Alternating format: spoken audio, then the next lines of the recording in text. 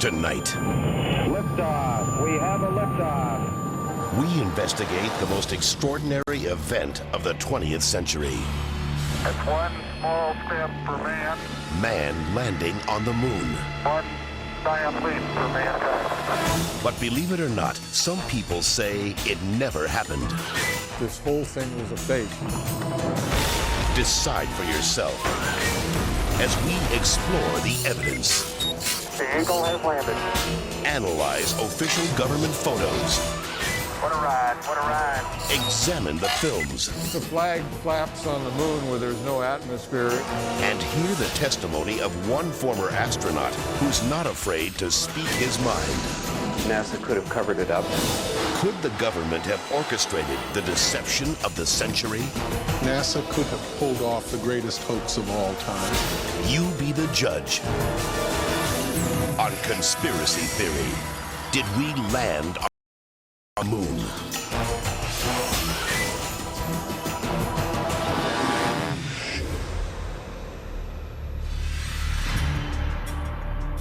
On July 16th, 1969, America held its breath. 10, 9. Ignition sequence start. 6,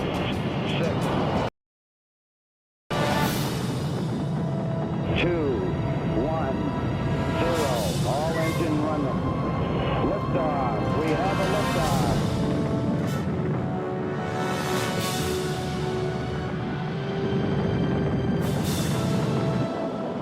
Apollo 11 blasted into space, beginning its 250,000-mile journey to the moon.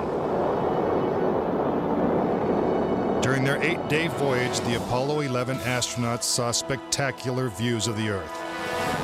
Floated in a weightless environment, and supposedly went where no man had gone before. Guys looking good, down a half. Lights on, picking up some dust. 4 forward, drift into the right a little. Contact light. Okay, engine stop. We copy you down, Eagle. Houston, Tranquility Base here. The Eagle has landed. But did it? Did they really land on the moon? Most of us think so. Millions of people watched on television as the lunar lander touched down, and these unforgettable words were spoken. It's one small step for man. One giant leap for man. But even today, there are those who claim that believing in man's one small step requires one giant leap of faith. Bill Kaysing was an analyst and engineer at Rocketdyne, the company that designed the Apollo rockets. There were many problems that evolved during the 60s that led people to believe that we're never going to make it to the moon.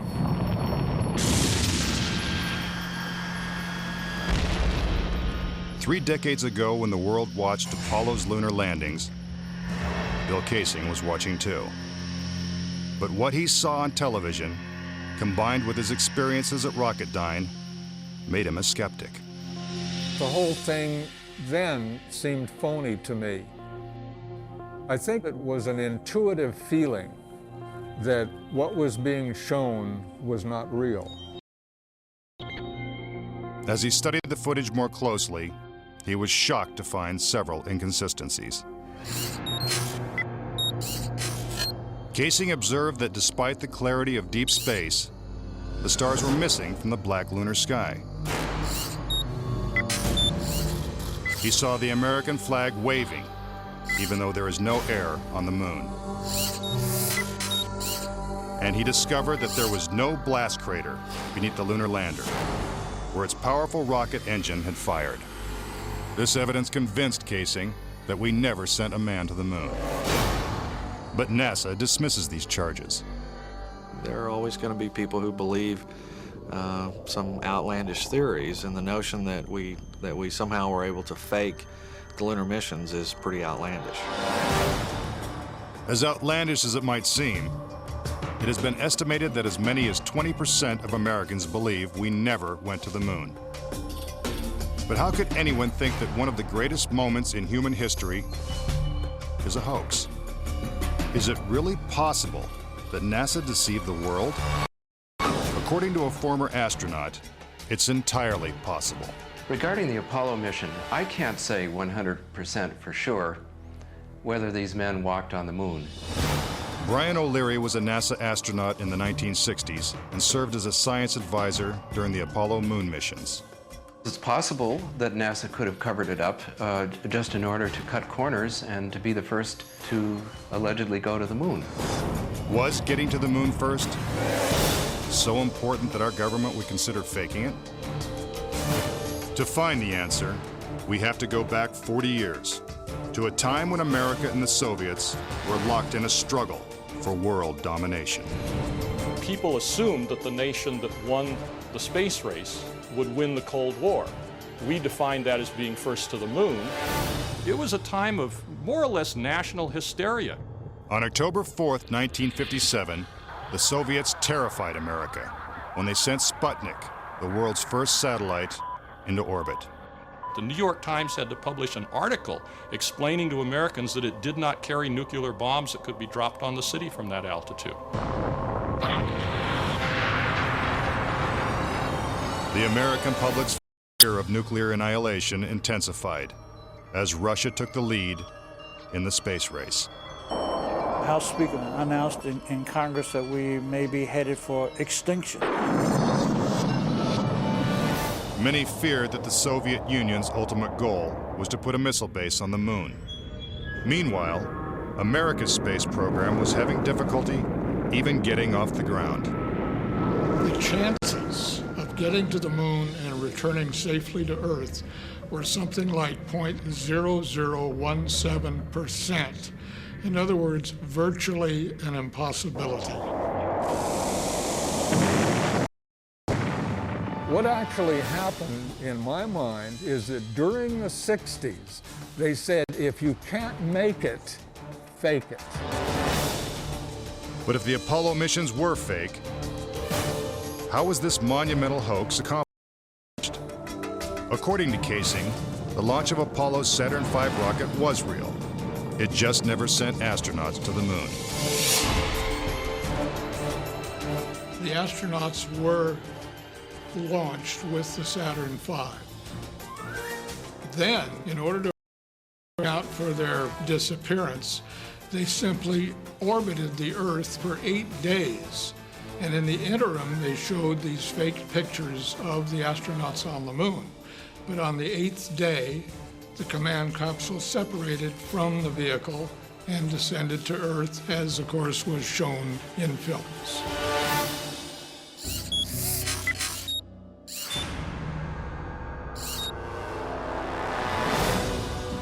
This theory inspired the 1978 movie Capricorn 1, in which the government attempts to fool the world by faking a mission to Mars. We do not claim this planet in the name of America. We claim it in the name of all the people of the planet Earth. The Apollo footage is strikingly similar to the scenes in Capricorn 1. Producer Paul Lazarus suggests that the film's plotline could be more fact than fiction. I believe, had they wanted to, that NASA could indeed have pulled off the greatest hoax of all time, never sent anyone to the moon, and recreated it in a television studio. And I believe it could have been done at that time. The technology was in place. The pudding is solid. The surface seems powdery. Surface is fine and powdery. I can pick it up loosely with my toe. What we put up on the screen was our own simulated version of whatever we could do within a $4.8 million budget. But with NASA's $40 billion budget, Casing believes they had the resources to pull off a hoax if they couldn't make it to the moon. The reason I believe that NASA and the government faked the moon landing was basically it was technically impossible to do it. And they simply had to come up with some sort of alternative that they felt the public would believe. Casing theorizes that the lunar landings were actually filmed in Nevada's high desert, at the top secret military base known as Area 51. Area 51 is one of the most heavily guarded facilities in the United States. If you went in and tried to get some information, you could be shot and killed without any warning. Russian spy satellite photos of Area 51 reveal not only a series of hangars that resemble movie sound stages, but also barren moon-like areas which coincidentally are covered with craters. Compare this photo of a lunar crater allegedly taken from the moon's orbit by Apollo 10 with this satellite photo of a crater at Area 51. Even astronauts acknowledge the similarity of the terrain. It has a stark beauty all its own. It's like much of the high desert of the United States. Could billions of people really have been fooled into thinking the Nevada desert was the moon? Casing believes it's possible, and maybe the real reason Area 51 is so heavily guarded. This is a very secret base, and with good reason, because undoubtedly the moon sets are still there. And if they are, no one's getting a look at them anytime soon. We've all been led to believe that on July 20th, 1969, the Lunar Excursion Module, also known as the LEM, carried American astronauts to the surface of the moon. But could it have simply been a prop lowered by wires onto a movie set? Bill Casing says that this may explain the absence of engine noise in the official NASA footage.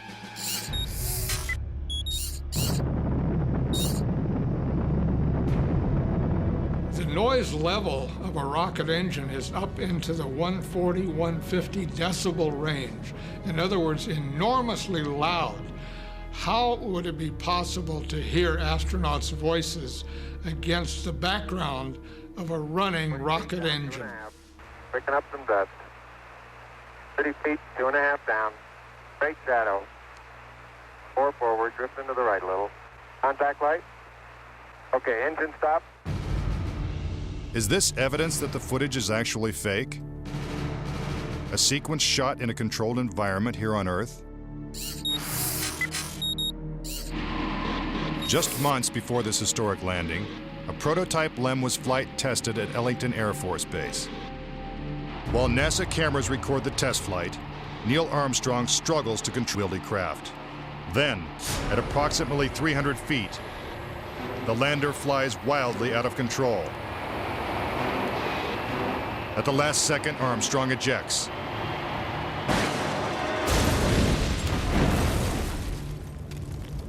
And floats to safety. If the lander was so unstable and difficult to fly in the controlled environment of Earth, then how could the LEM land 6 times flawlessly in the alien environment of the moon? The LEM had a single engine mounted dead center, and then they had little push jets, thruster jets, a couple of them up on top. This was supposed to control their attitude as they came down. Well, I'll tell you a secret. The instant you moved your tail in that cabin an inch, you would change the load pattern, it would begin to tilt, and it would start that thing spinning.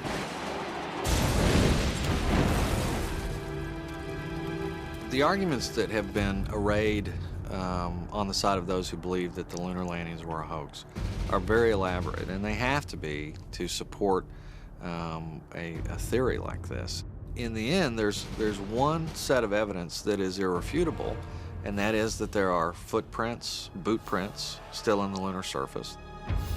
But conspiracy theorists say that the footprints themselves are suspicious. The surface appears to be very fine-grained as you get close to it. It's almost like a powder. To have a powerful rocket engine blast the surface of the moon, blasting away all of the dust, and then find footprints surrounding the lunar lander, that to me would be an impossibility. Photo after photo reveals that the lunar surface surrounding the LEM is covered with footprints. But Casing says there's something even more difficult to explain. The fact that there's no blast crater under the LEM is one of the most conclusive pieces of evidence that I find supporting the hoax. In fact, no sign of a blast crater is visible for any of the 6 lunar landings. But LEM specialist Paul Fiel says he can explain why the lunar module left no crater when landing on the moon. The amount of thrust that you need coming out of the bottom of the descent engine is about 1,500 to 2,000 pounds of thrust. And all that does is just push dust away. There's no burning or anything like that. Yet NASA's own scientific illustrations clearly depict a blast crater. Then there's one other point. If they had truly landed on the moon, this dust would have then descended on the lunar lander, on the foot pads, and we find not a trace of dust on the foot pads. When I discovered that alone, I said, no way am I looking at a lunar lander that landed on the moon. Could it be that the LEM was just a prop on a giant lunar movie set? When Armstrong said, that's one small step for man and one giant leap for mankind, the footprint that he made could have easily been made in Area 51. Casing points out that the LEM's departure from the lunar surface is even more suspicious. In the footage of the ascent stage going up, what you don't see is an exhaust plume coming out of the rocket engine nozzle. What a ride, what a ride. But what do we see? We see the ascent stage suddenly pop up without any exhaust plume whatsoever, as though it were jerked up by a cable. Is this evidence of a conspiracy? Was the government capable of such a massive cover-up? To propose that this was all faked and a hoax, they have to say that every piece of evidence, that every physical, scientific test that one could offer to support the reality of the lunar landings, they have to say that all of those are fake. I would say that my conviction that Apollo was a fake was really not according to one specific piece of evidence, but it was cumulative. This whole thing was a fake. If the moon landings were actually filmed on a movie set, then where's the evidence? According to David Percy, an award-winning filmmaker and photographer, the proof is in NASA's own lunar photos and video. Our research suggests that images of the Apollo landings are not a true and accurate record. In our view, the Apollo pictures were faked. Many of the images are replete with inconsistencies and anomalies. In fact, Percy claims that when examined, these images suggest that man never went to the moon at all. This famous scene of man taking his first steps on the lunar surface is one of the most recognizable in history. But why are such important images so grainy and hard to see? And we're getting a picture on the TV. You got a good picture, huh? NASA claims it's the result of 1960s technology. But if you go back and look at it, the Apollo 11 mission was some pretty awful video by today's standards. These were ghostly images. It just did not look very real at all. And that was a function of the transmitter at the time, the camera at the time that we had available to us to fly on Apollo 11. But investigative journalist Bart Sabrell believes that NASA intentionally made the images hard to see.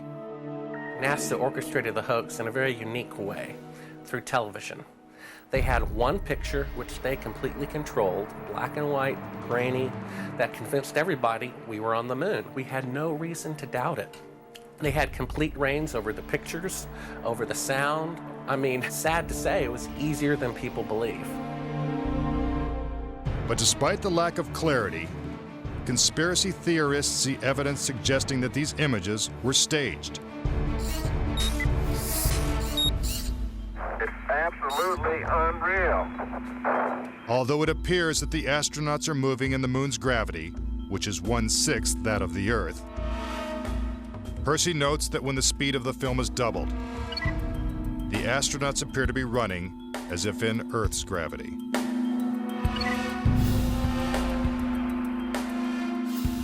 Also, when the footage of the lunar rover is doubled in speed, it looks as if it's driving here on Earth.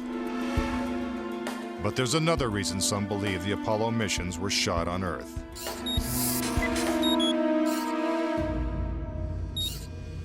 If there is no air or wind on the moon, why is this American flag waving? The fact that the flag flaps on the moon where there's no atmosphere means that there must have been a little blast of wind out in Area 51 where they shot this. Could these questionable images simply be the result of astronauts struggling to plant the flag into the lunar surface? Or is there more going on than meets the eye? What about the still photography? Some say the design of the bulky spacesuits would have made it extremely difficult for the astronauts to operate their chest-mounted cameras. The man who designed these cameras is Jan Lundberg. Once on the moon, on the lunar surface, in the dress, in the life support system, you couldn't see the camera. They couldn't bend their head that far down. They had no viewfinder, they had to aim by moving their body. If the cameras were so difficult to manipulate, how were thousands of photos taken with crystal clarity and precise framing? The pictures that we see that allegedly were taken on the moon are absolutely perfect. But with closer examination, Casing says flaws begin to emerge. Unfortunately, errors were made which are now being discovered. Conspiracy theorists point out that lighting is a major flaw in the lunar photos. Case in point, on the moon, the astronauts' only source of light was the sun. They had no extra lighting, no flashes or things like that. Yet in this photograph from Apollo 14, the shadows are cast in different directions, suggesting multiple light sources. The shadows cast by the rocks in the foreground should have been east-west, like the LEM shadow. And in this photo from Apollo 17, again the shadows are pointing in different directions. Outside in sunlight, shadows always run parallel with one another, so the shadows will never intersect. Conspiracy theorists say it's not just the shadows that indicate the use of additional lights, but what has been photographed in the shadows. For example, here's an astronaut who descends into a huge shadow cast by the lunar module. Yet his entire body is still visible. How is it that he is shrouded in darkness? Here's the same maneuver from another Apollo mission. Again, the astronaut is brightly lit in what is obviously dark shadow. And in this picture, the sun is directly behind the astronaut. His figure should be a silhouette. Yet even the smallest characteristics of his suit are recognizable. It seems like he's standing in the spotlight. And I can't explain that. That escapes me. Why? And finally, in this picture with the sun behind the lunar module, the front of the craft is clearly visible. The words United States are crisp and clear. How could these backlit pictures be so detailed? It's because there's more than one light source, which means they're not on the moon. But NASA simply dismisses these arguments. There are a number of claims that the pictures taken by Apollo astronauts were faked.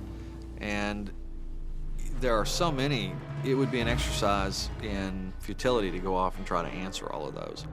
But the questions continue. Why do some of these images shot at different times and different places appear to have identical backgrounds? These two photos seem to have the same mountain backdrop, yet the lunar module is only present in one of them. Seemingly impossible, since the LEM never moved and its base remained even after the mission. What a ride, what a ride. Some suggest the same artificial backdrop was used when shooting two entirely separate pictures. Background discrepancies are also apparent in the lunar video. The best evidence are some pictorial anomalies in the photographic record of the trip to the moon.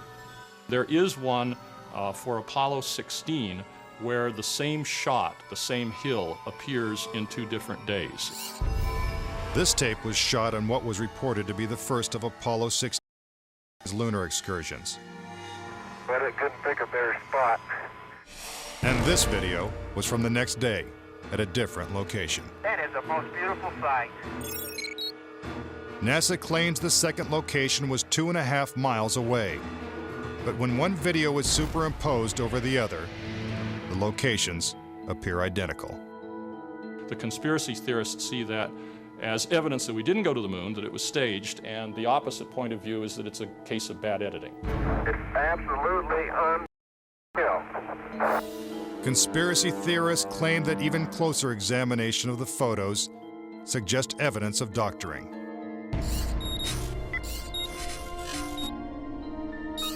For reference, crosshairs were permanently etched into the lunar cameras, so they would have to appear on top of every image. But in this photo, a crosshair is behind a part of the lunar rover. This situation is impossible and has to be the result of technical manipulation and doctoring of the image.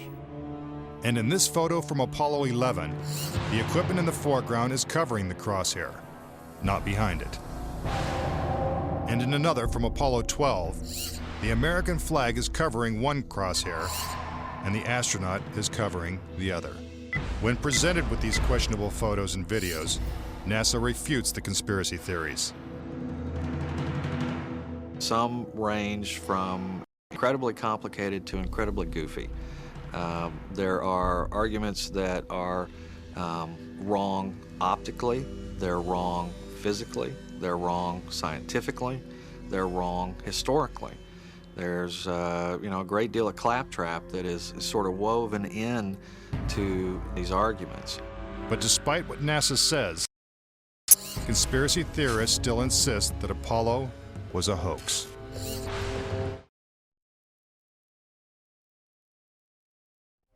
When I looked at all the pictures and all the footage, I'm absolutely convinced, I bet my life on it, that we didn't go to the moon. I know for a fact that we didn't. If what conspiracy theorists say is true, how could NASA perpetrate such a widespread hoax without someone from the inside blowing the whistle? Virgil Gus Grissom was selected as one of the original 7 astronauts. A family man and a veteran of several space flights, he was a national hero and was likely to be the first man to walk on the moon. But Grissom was also an outspoken critic of the space program and was quoted as saying, "Someone's going to get killed." Unfortunately, Grissom's worst fears were soon realized. On January 27, 1967, 2 years before the first moon landing, Grissom and his crew boarded the Apollo 1 capsule for a full-scale simulation. The problems began almost immediately. First, the capsule's communication systems failed. You copy? No, I didn't read you, Chuck, at all. I can't read you, Chuck. You want to try the phone? Hey, how do I get the moon? We can't pass between 3 buildings. I can't hear a finger's word. Suddenly, the capsule burst into flames with the astronauts sealed inside.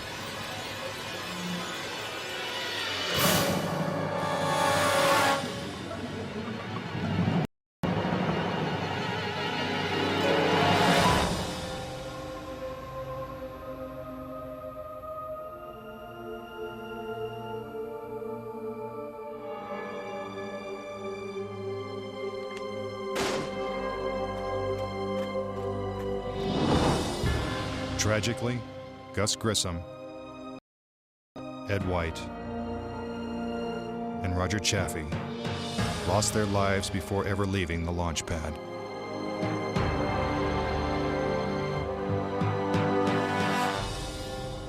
Gus Grissom's family believes the Apollo 1 fire was no accident. I think it was intentionally sabotaged by someone. It's been a question in my mind, what was found in the accident investigation and how was that handled? Was the CIA involved or whoever? But it was done intentionally. Grissom's family doesn't know who was responsible for his death or why it happened. But they say NASA knows the truth. Gus gave his life for this program, and I feel like that it is up to NASA to come forward and give us a direct answer to what really happened. Were Gus Grissom and the Apollo 1 astronauts victims of a tragic accident? Or were they intentionally silenced because they knew too much? We may never know.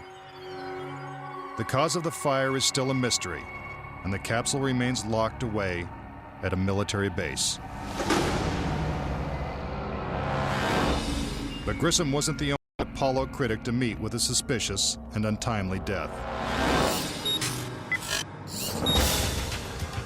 Thomas Ronald Barron was a safety inspector during Apollo 1's construction. After the fire, Barron testified before Congress that the Apollo program was in such disarray that the United States would never make it to the moon.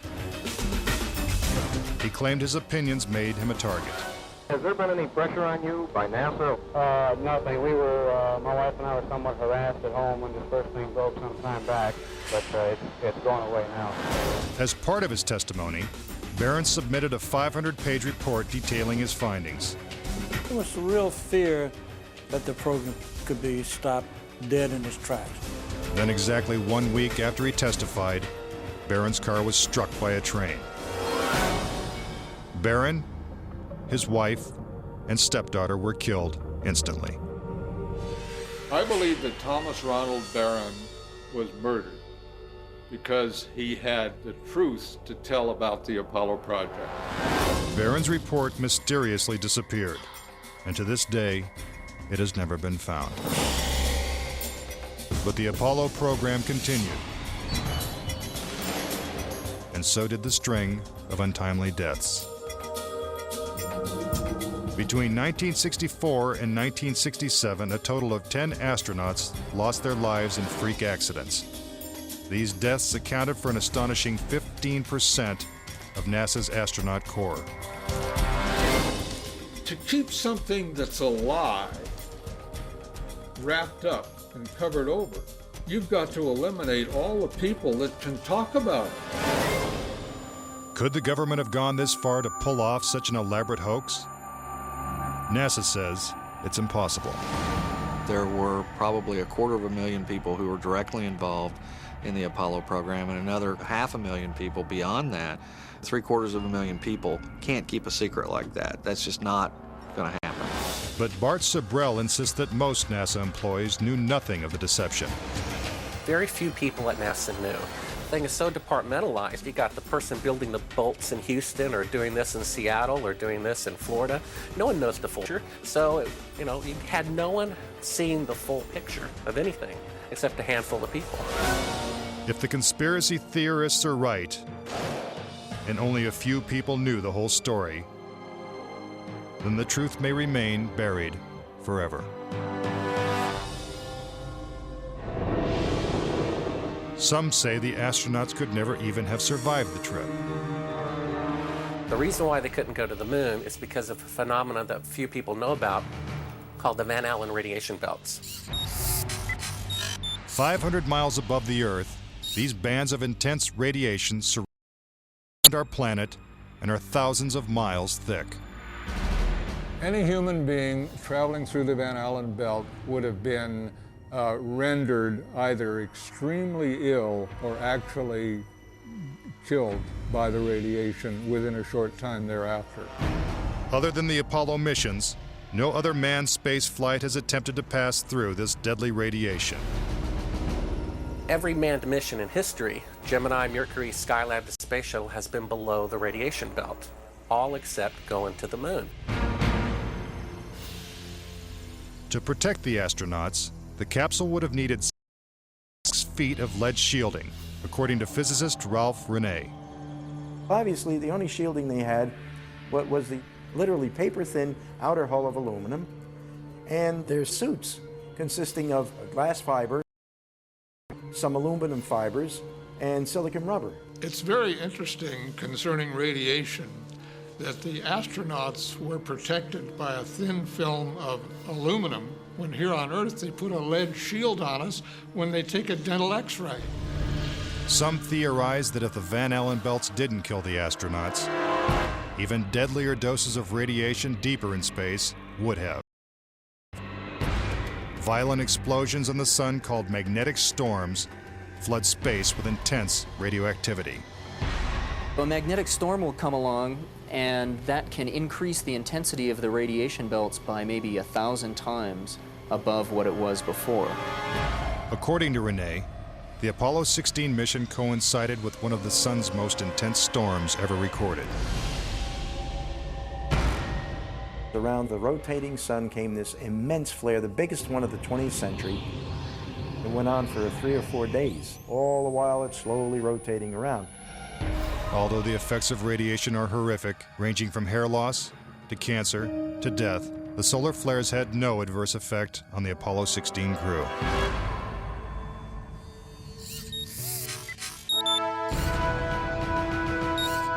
NASA had another problem, and one is that the moon's surface is totally inhospitable to man.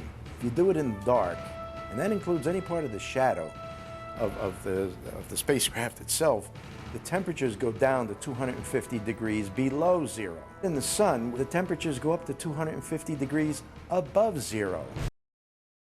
Renee also theorizes that the astronauts' liquid-cooled spacesuits could not have provided sufficient protection from the intense heat and radiation. But NASA maintains that this hypothesis is wrong.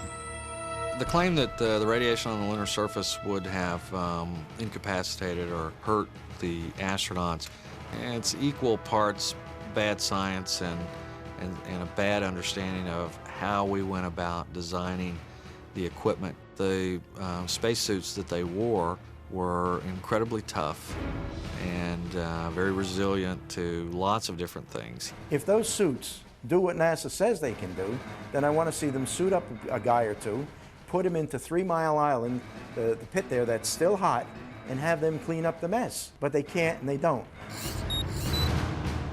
The fact remains that no Apollo astronaut has ever suffered a serious illness from a trip to the moon. Could this be because they never left the safety of Earth's atmosphere in the first place? This is the main reason why the Russians never really intended to send the men to the moon. Was it the fear of lethal radiation that caused the Russians to abandon their plans to go to the moon? According to one of their chief cosmonauts, it was certainly a factor. Of course, we were worried to go out into the unknown of space. Of course, we were fearful. We had no idea how a human would be affected by the radiation. We suspected that possibly the radiation could even penetrate through the craft itself. Are the deadly perils of space proof that NASA faked the Apollo missions? To this day, the Russians have never sent a man to the moon. And we have no plans to return. Now that you have heard the various theories and explanations, do you believe it's possible for our government to perpetrate such an incredible hoax? It's conceivable that with its $40 billion price tag, the Apollo program was nothing more than the most expensive movie ever made. It is my personal belief, and I totally believe this after all the years of research I've done on this, that NASA never landed a man on the moon. I would say that anybody who believes that we did not go to the moon is an absolute nut. Anyone that wants to call me a kook or a nut or a crackpot, they're welcome to do that, but they're also welcome to go examine the evidence, which is everywhere. Bottom line, the United States went to the moon in the 1960s and the 1970s. End of story. Is there any way to put this controversy to rest once and for all? The only thing the experts agree upon is that the answer is 250,000 miles away. If NASA truly landed on the moon, remnants of the 6 successful Apollo missions would have been left behind. The base structures of the LEMs, the abandoned lunar rovers. Even the American flags would still be standing at each landing site. I would like to invite NASA and all of their supporters to simply take the most powerful telescope on Earth and see if there's a lunar lander there. If there's a lunar lander there, I'll never say another word about an Apollo hoax. If there's no lunar lander there, I'll rest my case. But no telescope exists that can examine the moon in such detail. Do objects from the Apollo missions remain on the moon in silent testimony? Or is the conspiracy theory true? In 2 years, Japan will send an orbiter to take close-up photos of the moon's surface. What will they find? Until then, the question remains, did we land on the moon?